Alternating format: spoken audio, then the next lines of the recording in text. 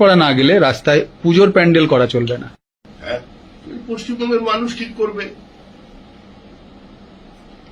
যে আকবর, বাবর, হুমায়ুনরা যে কাজ 300, 400, 500 বছর আগে করে গিয়েছিল, আবার নতুন করে পশ্চিমবঙ্গে দুর্গাপুজো বন্ধ তারা করে দেবে।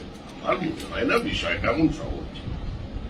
পাবলিক কিন্তু ছাড়বে না, খুব রেগে আছে, আর সবকিছু নিয়ন্ত্রণ রাজ্য সরকার করতে পারবে না। এই লোকটাকে নিয়ে আমি একটা ভিডিও বানিয়েছিলাম এবং ভেবেছিলাম এই মানুষটি হয়তো অন্যদের মতো না, ধর্মবিদ্বেষী কথাবার্তা বলেন না। কিন্তু ওনার আজকে একটা ভিডিও আসলো, যে ভিডিওটা শুনে বুঝলাম ইনি হচ্ছে পেছন থেকে ছড়ি ঘোরানো লোক। নতুন সরকার এসে মুসলমানদের রাস্তায় নামাজ পড়া তুলে দিয়েছে, ঠিক আছে, খুব ভালো করেছে। সেই হিসেবে দুর্গাপুজোও রাস্তায় হওয়া উচিত নয়। যদি হয় তাহলে একপক্ষ বিচার হয়ে যাবে। আর এই লোকটি কি বলছে যে পশ্চিমবঙ্গের মানুষ বুঝবে, মানে জোর যার মুল্লুক তার।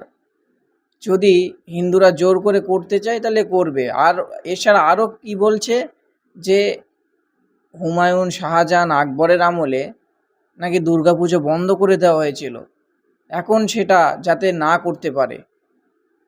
আমি একটা কথাই বলবো যে এই দুর্গাপুজোটা না 1757 সালে পলাশির যুদ্ধে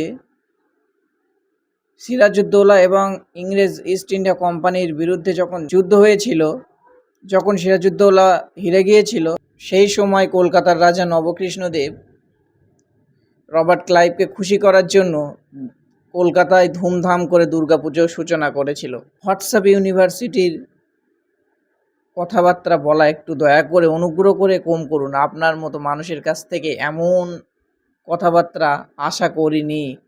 আর যদিও শাহজাহানের আমলে দুর্গাপুজো হয়ে থাকে, একটা কথা মাথায় রাখবেন, শাহজাহানের রাজদরবারে যে হিন্দু জমিদার রাজারা ছিল, তারা নিজেদের আধিপত্য দেখানোর জন্য শাহজাহানের সঙ্গে সুসম্পর্ক থাকার কারণেই কিন্তু তারা এই দুর্গাপুজো করতে পেরেছিল।